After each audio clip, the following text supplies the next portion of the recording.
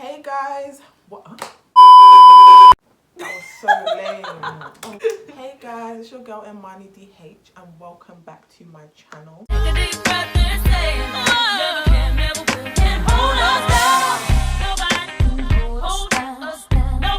This is a topic that's very personal and close to my heart and has been for a long time. And with everything that's going on with the world, Black Lives Matter, protect black women, I think that this is a topic that we kind of sometimes sweep under the rug. So I feel really, really happy. I have an amazing guest with me today. It's a beautiful, beautiful guest. As you can see, the chocolate is just glistening. You can see that. Got an amazing guest, and yeah, so I just want to give a quick trigger warning. So the topic that we're going to be touching on today is female circumcision, or female genital mutilation, FGM. Which do you prefer it to be called? I prefer circumcision. Okay. Because I feel like mutilation is such a aggressive word. Aggressive It word. is what happened, but it's such an aggressive word. Okay, so for the purpose of this video, we'll probably refer to it as female circumcision, just to honour, respect my guest here. So today we're just going to talk about FGM, educate you guys a bit more about it, and just we're going to speak to this beautiful young lady about her experience and about her story. So yeah. If you keep calling me beautiful, my head's not going to fit in this room, you know. If you would like to introduce yourself to us and to my viewers, and yeah. Hello guys, my name is Sanusia. I am Sierra Leonean, both parents from Sierra Leone, but I was raised in the Gambia. I do YouTube as well. I have a YouTube channel. Plug yourself. You plug it? You plug it. Plug yourself. Okay, this is where I shamelessly promote myself. Yes, I'll put it below so people can follow you. Thank you. Yeah. So my YouTube channel is Sanusia Unfiltered because I am unfiltered. I talk about things that everyone else is uncomfortable to talk about, and my African aunties hate me because of that. But the truth shall be told. We just got to talk about it. I am also a portrait photographer part-time, and yeah, it's me. Okay, cool. Yeah, and you guys, if you don't know me, you should know me. Get to know me. You need to know her. Come on You now. need to know her. Come on now. So we actually met at my event, Love in the City, and I met someone at that event, by the way. Wow. I dated him for like 4 months. I did, actually. Someone at that event when I went, and I dated him for like 4 months.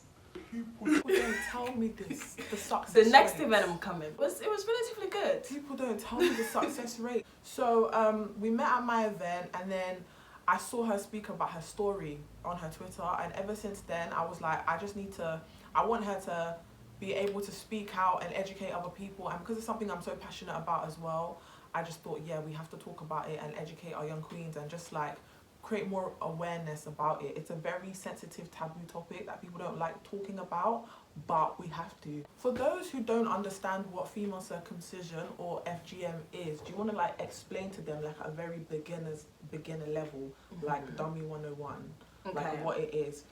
Alright, yeah. So I'm gonna explain this to you now, like I would explain to my future kids. So FGM is basically when our entitled aunties and mothers in our community decide to cut off the clitoris of their daughters at young age. Some people do it when they're older. They perform it on older children or older women, but there are different types. I believe we'll go into that in a bit, but the basics of it is literally just to cut off all the pleasurable sensory nerves in a woman's vagina. So it can be the clitoris and the labia, or just the clitoris, just to prevent them from having sexual sensation. And they say they do this to prevent us from being hoes, which I'm a proof that it doesn't work. Okay, doesn't work. So they do it to stop promiscuity. Now, what are the different types? That this is a very graphic video, going to be a graphic video, because it's really important that we talk about it and delve it and be as detailed as possible. And this is why we have a survivor here to actually tell her story and tell us what we need to know. So please educate us on the different types of circumcision, because I'm aware that there's different types. Yes, there is. I'm going to insert you can say FGM, okay, just not a mutilation. Okay, FGM. Sorry, you can say FGM, it's okay, fine. Because sometimes people get super confused when you use two different terms at once. Okay. So there are 3 main types, and Imani will have some illustrations for you guys to visually see it. It's not crazy graphic, don't worry. So type 1 is where they cut off a little bit of the clitoral hood, so just the protruding part of your clitoris, that's the part that is cut off, and the higher it goes, the worse it becomes. So type 2 has 2 different types as well of type 2. So one of type 2, they cut off almost all of your clitoris, so they go past the hood and they start going deeper. And the second part of type 2 is where they cut off the hood and then they cut off most of your labia. So you will just have like a literally like flat surface going on. If you know what a vagina looks like, you know the different parts. So like type 2 just cuts everything off. And type 3, which is the most brutal and most extreme painful type, is where they cut everything off and then they stitch the entire vagina. So they will stitch everything up and leave only like a little bit of opening for urine and menstruation to pass through. So it's literally like there is nothing there, like everything is stitched and closed, and there's only like the tiniest hole at the bottom for peeing and for menstruation. Those are the types. Wow, I feel like this is so, I don't even have the right words to describe how vile and foul I think it is that this is done to young girls, not even women. No. It's done without their consent, and it's just explain to us what, because you spoke about they do it because to prevent young women being promiscuous, women, little girls from being promiscuous. I want you to talk about like the cultural things, the traditional things, and like, because you mentioned that you're from Sierra Leone, so is there anything deeper? Is it attached to anything deeper? Is it religious reasons? And also, because we did speak behind camera about how you feel how a lot of the women are upholding the patriarchal standards. So like, just talk to us more about everything. Yeah. So the cultural thing, because I was speaking with my mum the other day, because I be dragging her sometimes when the pain comes back and I'm freshly angry. I just drag her for it because she was the one that made me do it. She's the reason that they did it on me, so I be dragging her whenever I'm pissed off. So I was talking to her one day about it because it also happened to her. So I was circumcised in the Gambia, so the culture is a bit different. I was between 6 to 7. I always blur those 2 years together, but I was between 6 going on to 7. So in Sierra Leone, it is a very cultural thing. So by the way, this is not a religious thing. People just use religion to justify it, but there's literally nowhere in the Quran or the Bible that tells you to do this. It's not a religious thing. It's just culture. So in Sierra Leone, they take you to a bush. Actually, you're not in the town, so they take you away to the bush, close to like a river, and it's like a whole spiritual ceremony. And my mom's justification for it is, oh, they teach you how to become a woman, how to grow up to be a responsible woman. And I'm like, well, what type of responsibility can't I learn having my whole vagina intact and in my own home? Like, I'm very confused. But in the Gambia, there is like no bushes and stuff like that. So they did it in the home. So they did it at home in the Gambia, and it's literally just a cultural thing, and it's the women. I have never seen a man. Men are actually not even allowed to go into the Bondo house. So in Sierra Leone, it's called the Bondo community. So in the Bondo community, men are not allowed. You're not even allowed to talk about it. The women who perform it, they are seen as such high status women for literally cutting off people's clitorises. Yeah, literally. So that's pretty much the cultural background of it.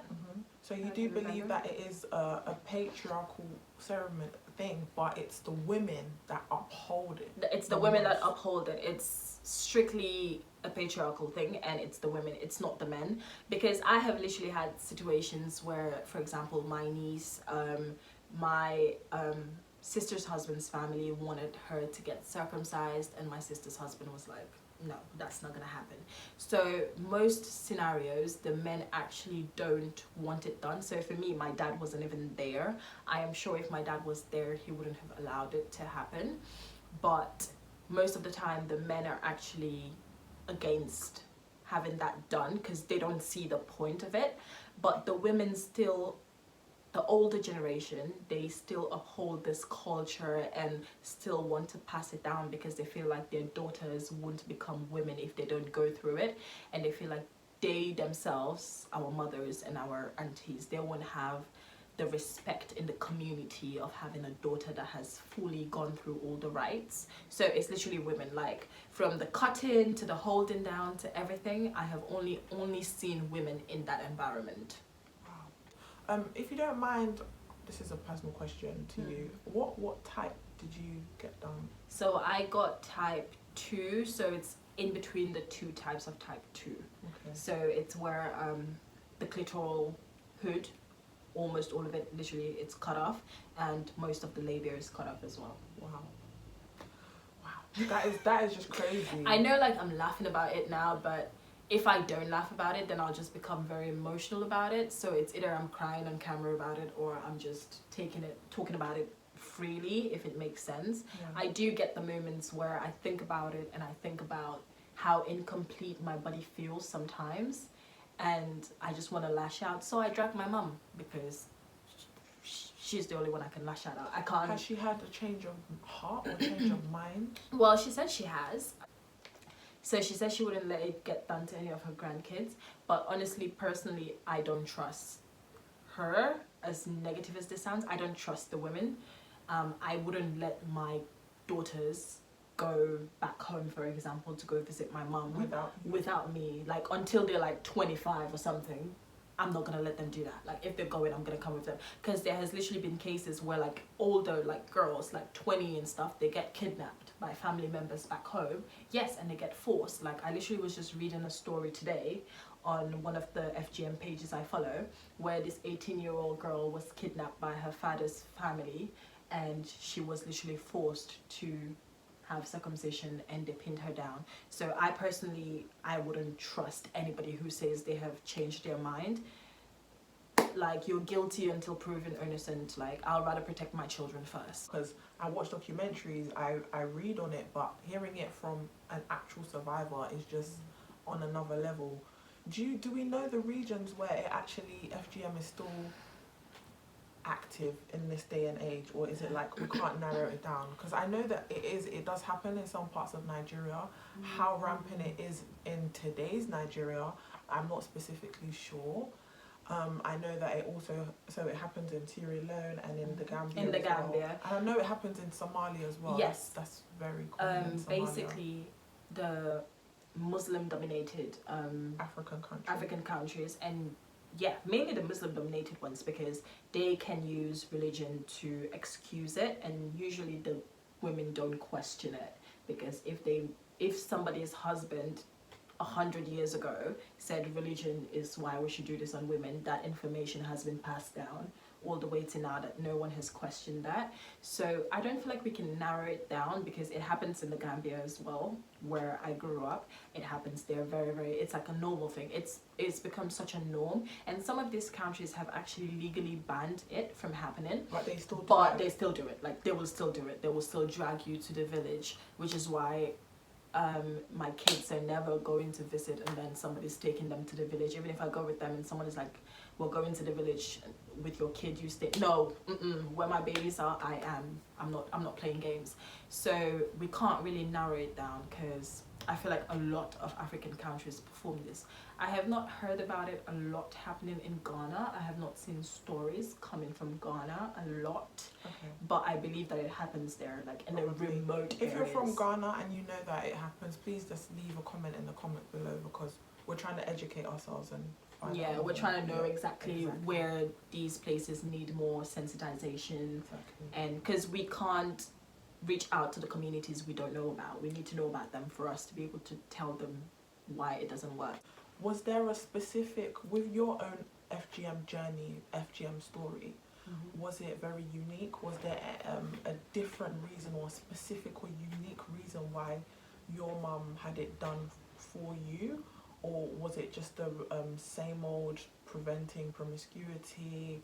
Or like, tell us a bit more about your unique story. So, funny thing is, my mom always says that she never planned on having me circumcised. So, when I was 6, going on 7, my mom took me to like my cousin's house, my aunt's house. They were being circumcised there that day. So, when we got there, they were wearing like this green and blue printed Ankara fabric, the people who have been circumcised. And I turned to my mom and I was like, oh, like, I like that. Can you please buy it for me? And one of the aunties heard me saying this, and then she was like, well, if you want to have the cloth, you have to do what they did to get it done. Which obviously I didn't consent to, or I don't remember saying, okay, yeah, sure, like, do whatever you want. Like, I was a bit like, I don't know. Child.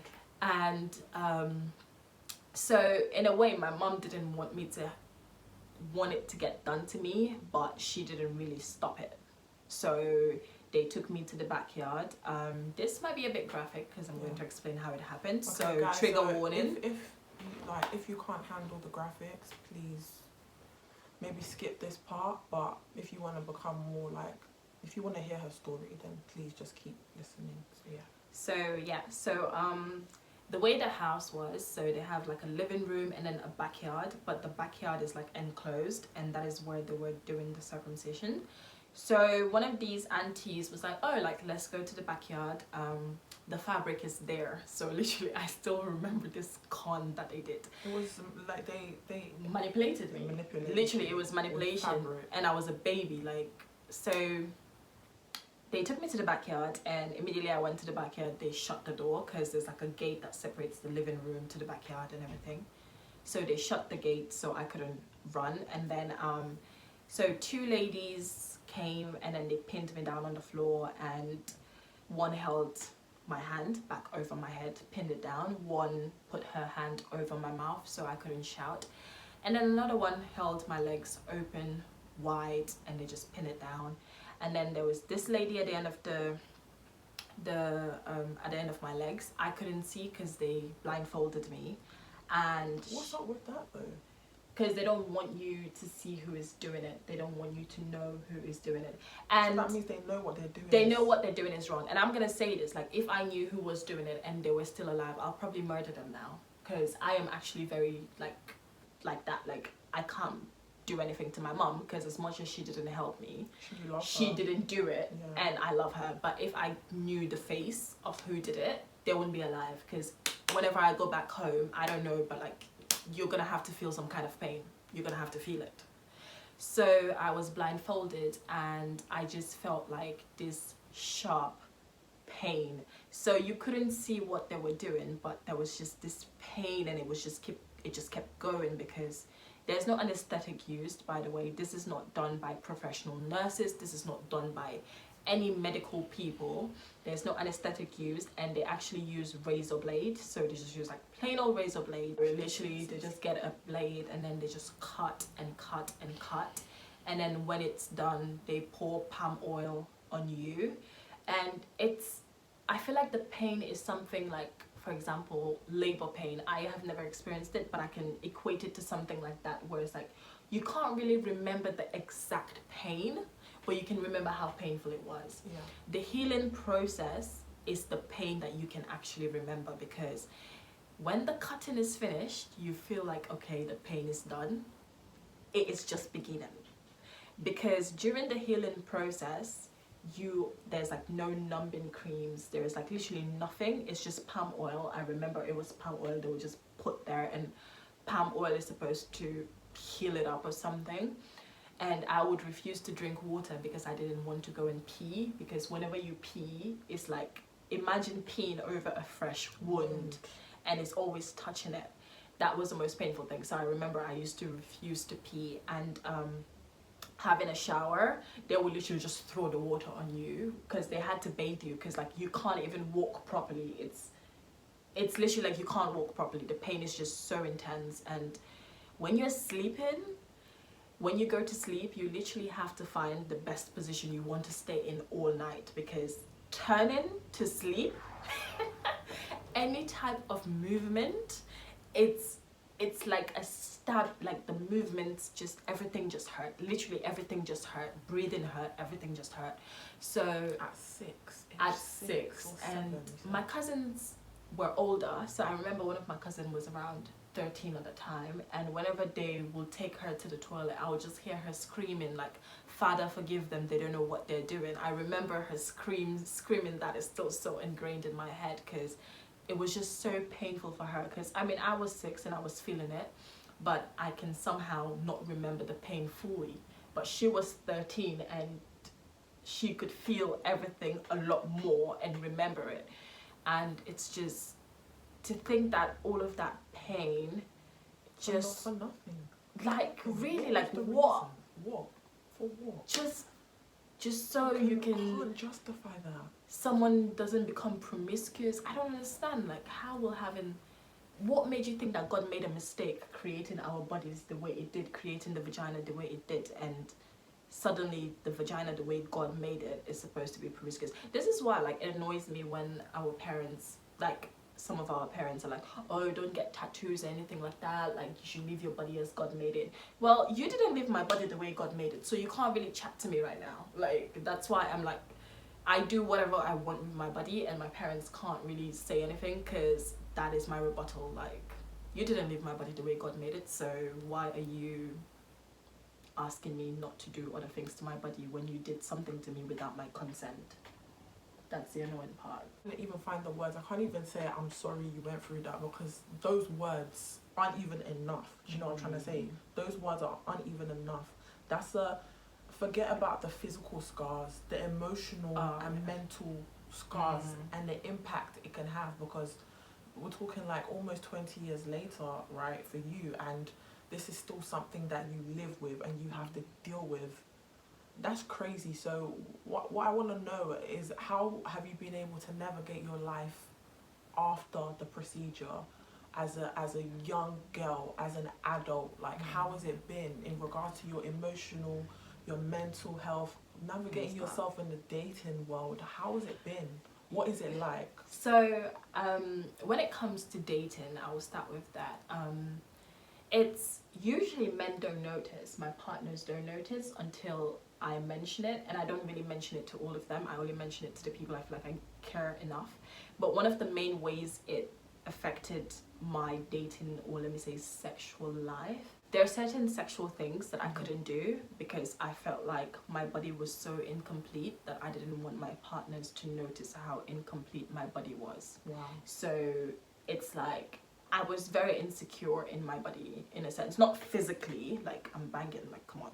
But she bad, okay? She bad. But it was like there are certain things I wouldn't do, and literally like I would fight to not have that done, just because I felt so incomplete. And in a way, like probably they would have never even noticed it, but because I know it and I feel incomplete, I had to like modify so many things. And also one of my biggest fears is actually getting pregnant and having kids, because circumcision does cause complications, and my sister and my mom had really difficult pregnancies, so they just chalk it up to pregnancies. But me having done research on FGM and seeing how it can affect pregnancy and childbirth, and seeing how their pregnancies were difficult, I am literally like, I am afraid of getting pregnant. Like, that is the best. In some ways it's like a very great birth control, because there's no way I'm getting pregnant for like anyone. So it's like, it's literally a big, it's the only fear of mine actually. When I think about it, I'm actually not afraid of anything, but getting pregnant, I am genuinely like scared of it, because I'm like, childbirth can affect me so much more than just the usual normal woman. And I get cramps a lot, so even when I'm not on my period, like I get cramps, like they just randomly come. Like I just get cramps like sometimes I'm at work and I'm standing and the cramps just come. I literally have to hold a table. Wow. And for a while I'm like, why am I getting cramps? But like my period's not coming. I'm not on my period. What is going on? Then I started doing more research, and literally it's like people don't understand how much your vaginal nerves and your clitoral nerves connect to your body whole female and your anatomy female and and your everything. uterus, everything in there. Your nerves are so connected to it that it can really just mess you up. Yeah, it's okay. It can mess up your anatomy so much. Wow. So that is one of the biggest things. I think the most prominent one was more the cramps, the sexual part, and my fear of getting pregnant. Wow. The cramps, I later I realized, okay, this could actually be the reason, because I don't have any health issues. So I'm like, why do I get this intense cramps from nowhere? Wow. So yeah, those That are just mainly goes the to ones. show you that, like, yo, don't tamper with Woo. how God has made us.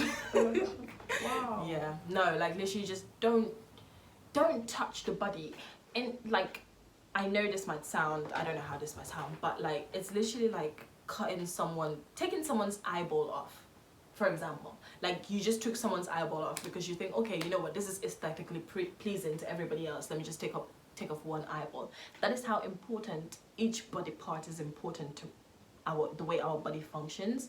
And it's usually seen as just a light, small little thing that is cut off, but it really Impacts you plays for the rest of such your an life. important role. A small little thing that impacts you for the rest of your life. It's literally like, it doesn't end, it's for the rest of your life. And most of the time our older people, our older generation who have had this done, and they get all these health complications, especially with their stomach, their uterus and places like that, they don't understand that this can actually very much be linked back to FGM. They don't, they just chalk it up to, oh yeah, we're just going. I'm like, no. If you do the research, you will know that this can actually be linked all the way back to what happened to you when you were 5. And literally kids as young as 3 get it done, by the way. Like they do it on like younger kids. I remember when they suggested doing it on my niece, I'm like, literally, if you guys touch her, I am not speaking to you this life, next life. Don't talk to me, don't chat to me.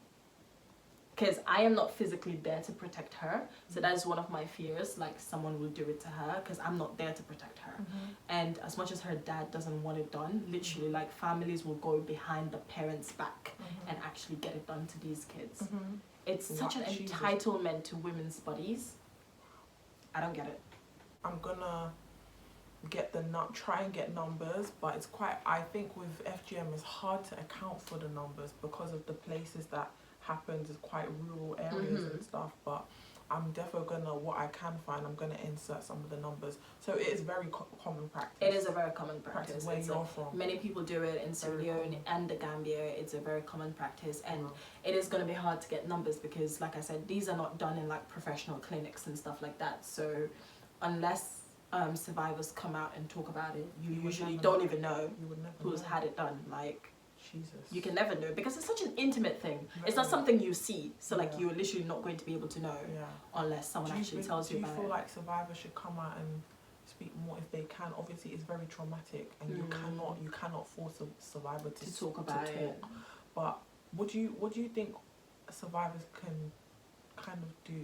I don't know. I don't feel like it's your duty to, I don't feel like it's a survivor's duty to do, but what do you think? Can, like, all of us as collective, what can we do? Have this conversation. I feel like what we're doing right now is a very great way, because it's such a personal and intimate thing.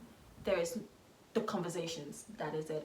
I will urge survivors to talk about their own experiences more if they can, because I know how traumatic it has been. Like, I recorded a video talking about this about 3 years ago, and I was literally crying throughout the whole video, and I'm like, I'm not gonna upload a video of myself crying on YouTube, that's not gonna happen.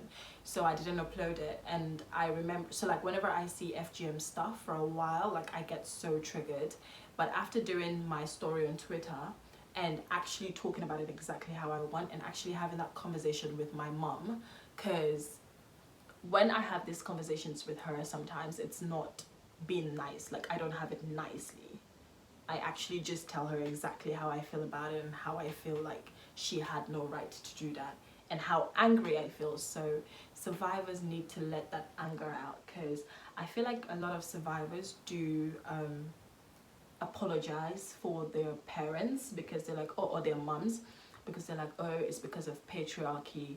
As much as we live in a very patriarchal society, we cannot absolve our mothers of the responsibility of what they did, because I didn't see the men there. I didn't see my uncles there. It was my mum and my aunties that did this. So if you can, tell your story, because how it affected you might be different to how it's affecting me. Like, our own bodies are going to react to it very differently. So the more you educate us on how it can affect the bodies, the more people will be educated about, like, okay, I can't do this to my daughter. Like, some people actually can't even have children anymore. It literally just messes up their fertility and their body so much. Some people can't even have children. And a little TMI, but my mum had to struggle quite a lot to get pregnant with me and my sister as well. So it's those things that can be tied to FGM. So please speak up if you can. Have these difficult conversations. I know that it's not easy at all. It takes a while. I mean, it took me how many years? Like almost 2 decades for me to open about this and talk about it, even with my partners. Like, it doesn't matter how comfortable I feel with you. It's just such an intimate thing, and for me to feel very complete about my body and learn how to navigate my body and like my body as it is. So have these conversations, and if you know someone who has experienced this, just educate yourself on it, and also try to protect the girls in your family, the women in your family, as much as you can. Like, if you have a niece that lives with you and stuff, speak to them about this. Trust me, no age is too young. Speak to them about their bodies, speak to them about the autonomy over their bodies, and how they should not allow someone else to command ownership over their bodies. I feel like that's the most we can do at this stage. Also, there are some FGM organizations. Yeah, I was literally just going to ask you, people like me that have been passionate about this all my life. I'm for women, so I've always been so passionate about this. Naturally, but I just want to know, what can someone like me and people who are watching, what can we do to help survivors or people at risk? So the people at risk, you need to actually like physically protect them. So it's not just talking to them or talking online. Like, if you have a niece, a sister, or like anyone that you know is at risk, actually physically protect them. If you can take them out of the environment, take them out of the environment. Stand up to the older generation who want to do this, who want to harm them. Stand up to them. It can be a very difficult thing to do, because you're going to be seen as disrespectful and stuff like that, but you have to protect them. We have to stop this at some point. We can't let this keep going. And also, there are some organizations that educate rural communities on this issue.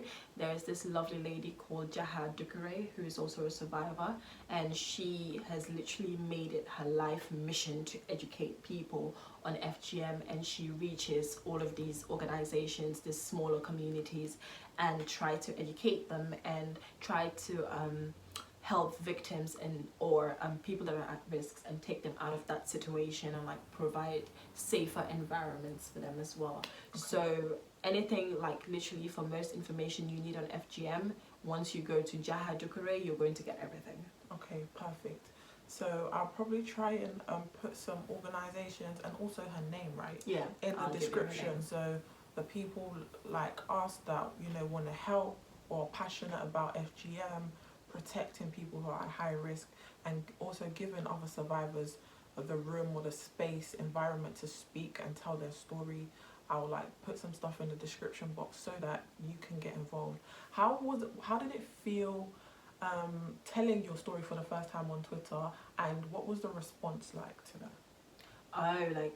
You know what, there was like, it was such a supportive community. That's why, listen, I love my Twitter community, because I mainly have like a collection of women, like such amazing women. And when I shared my story, so I was triggered by something online that day, and I was like, you know what, let me just talk about this. And I remember typing, and through the typing I was literally crying and typing and crying and typing. And No, don't. You're strong. You're strong. You're amazing. You're beautiful. You're strong. Like, thank you. this is so powerful. This moment is just so powerful. You don't know how many people you're helping by telling your story. Like, what happened to you, yes, it affected your life, but it's not going to hinder anything. Like, fingers crossed, it's not going to hinder anything. I am dreading pregnancy and childbirth. That's the one thing I'm so scared of. This is like a liberating thing for you, and you're helping so many people by telling your story. And I'm literally so grateful for your life. I'm grateful that you've even honoured this invitation. For somebody to come and like speak openly and help so many people, you don't know what this means. And I am happy like you literally have an open platform to talk about this, because that's the thing I'm always about. Like, the more you talk, the more people know. And the more people know, knowledge is everything. Not everyone can go online and research about something they haven't heard about or know about. Exactly. And like, honestly, like, I am thankful for my life, because there are people who have literally bled to death. Because this is not done in a safe medical environment. People have literally, little girls have bled to death. So I am still alive, and I feel like that was one of the things that just made me want to share that story. And after sharing that story, honestly, I think because whilst I was sharing it, I was actually channeling every single emotion I was feeling. I was channeling the anger, I was channeling the hurt, because before that, even when I talked to my mom about it, I would just mention it here and there, but I never really fully told her how like manipulated I felt, because that was one of the main things. Because whenever I bring it up to my mom, she would be like, oh, but you said you wanted the rapper. So I'm like, but I was 6. I could not make that decision on myself. And I'm literally like, if I was 6 and I told you, okay, I want to have sex, would you now make me have sex? No, because I couldn't have that knowledge on the risks of what I was doing. So after sharing that story, then I felt really free and open about it. And that affected like my dating. And because then I felt, after that, that was when I openly like would talk to anybody I'm dating about it, because before I wouldn't even mention it, like, it's not your business. But after that, like, I remember I was seeing someone, and he happened to have seen it. He was on Twitter. He didn't figure this out before, but apparently now that I told the story, now he knows. Like, how strange. Okay, never mind. But he was so supportive after that, and that really affected the way we vibed and the way our relationship was, because he paid attention to so many more things. So when you're open to your partners, and after you get through the emotions, you become more open to your partners, and that really improves your dating life with them as well.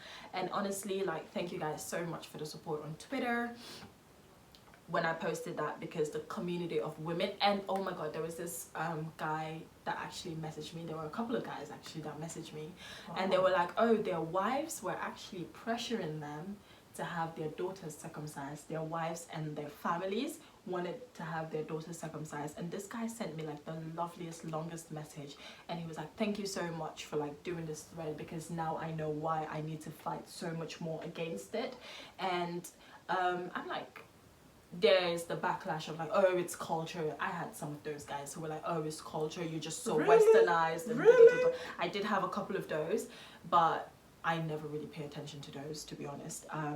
If I change one man's mind, and that has affected his daughters, I'm good. So like, seeing those messages from those guys, really, I was like, okay, like, I did the right thing by sharing it. Because you never know when like you're sharing your experience, if you're oversharing, if you're just really just educating and sensitizing people with your experience. So I'm happy I shared it, and I'm happy for the community I have on Twitter. Like, I have the most amazing community of women. I mean, she's part of it, so. Really? She's part of it. I'm so happy that we've been able to have this conversation. I feel so much more educated about this, and I feel more sensitized. That's the word you've used. I feel more sensitized to your experience and the thousands or millions of women out there that have had this experience, but also felt maybe probably too ashamed to even talk, you know? Because it's a shame. It's a shame. It's so intimate. It's a taboo, yeah. Yeah, it's a taboo. It's inflicted on the woman, but yet she feels too ashamed to speak about what was exactly. And then done to within her. yourself as well, you're feeling so ashamed of your body, because honestly, there's just this. You literally feel like you're missing a part of your body. Like it's your body just feels incomplete, and it's taken a while for me to be like, yeah, okay. It was Like, taken it's from missing me, a but part, you're still complete. but I'm still complete because it's what is inside and the energy that's inside of me. That's what completes me, not the physical. So that was it. Like, but it took me a while to get that mindset. It took me a while to get that mindset. I love that. That is amazing. And wow. Thank you so much for creating this platform, though. Please, having me on here. Please, you're welcome. Any single people. Anytime, you're always welcome. I'm so grateful that you granted me this this interview, or this, just to tell your story, whatever we want to call it. And yeah, so anything, do you have any last messages, whatever you want to plug, feel free to plug it now. Here's your moment. Your Twitter, Okay. Let them know your Twitter, your YouTube, anything else. Okay, guys, photography. I have a GoFundMe for £10,000. I feel like one main message I want to send, if you're watching this and you're a survivor of FGM, this is a journey, the journey to reclaiming your body, because you have lost your body. And in a society where we're constantly told that our body is not ours and people can just do whatever they want to it, from like the FGMs to like the sexual assaults and stuff like that, just remember that this physical representation, I always tell myself that this is just a physical representation of what is inside of me. It's unfortunate that what was done to our bodies, it's very unfortunate that it had to happen to us, but it had to happen for us to become the women we are becoming and the women we're going to become. It is a journey for you. You're not going to fall in love with your body again in a day, in a month, in a year, or even in 10 years. But you will get there, and you will find ways to love yourself, and you will find ways to deal with the hurt. If you need to scream at someone, scream. If you need to tell your story and cry, there are going to be days where it's just triggered and you just want to cry. Cry. The tears are nothing to be ashamed of. Cry, wipe your tears, and rechannel your energy again, because you are that woman. They were scared of your womanhood, which is why they felt like they had to take something away from you for you to become a woman like all the other women they had in their mind. But that's not who you were meant to be. You were meant to be that woman that's inside of you. So take some time and bring that woman out and just love yourself, because honestly, what is inside of you is what makes who you are. And yeah, so my Instagram is Sanusia Zainab Conte. I'll put it in the video. Yeah. My name, that is my photography Instagram page. I do portrait photography, so you know, if you want to look cute, come to me. My YouTube is Sanusia Unfiltered, where we have conversations like this and more. I'm happy I'm on Imani's channel to have more of this conversation with someone else, because honestly it gets lonely talking to yourself alone all the time in the camera. So I'm happy to be here with her. And my Twitter is Sanusia Unfiltered. Listen, if you can't handle unfilteredness, don't come on my Twitter, because I have no manners. I have no manners on my Twitter. She said it. It's not gonna be nice. But if you're a woman and you're a supportive woman, come on there. I have a community of very amazing feminists, very amazing anti-FGM women that are just going to give you a bubble of support that you need. That is me. Oh, and subscribe to Imani's channel. Thank you. Imagine you sat through all of this. No, this is about you. This is your story. No, today. but like, she took time to organize all of this, and you're not subscribed. Okay. Where's your manners? Please do like, comment, subscribe if you like this video. If you've liked this video and you know it was informative, it was educational, and you like her story, please do like, comment, and subscribe. And I will try to do more of this. I've learned so much, and I'm so happy that I've been able to educate you guys.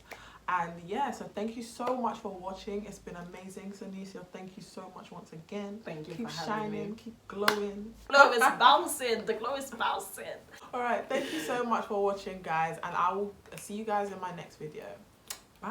Bye, guys.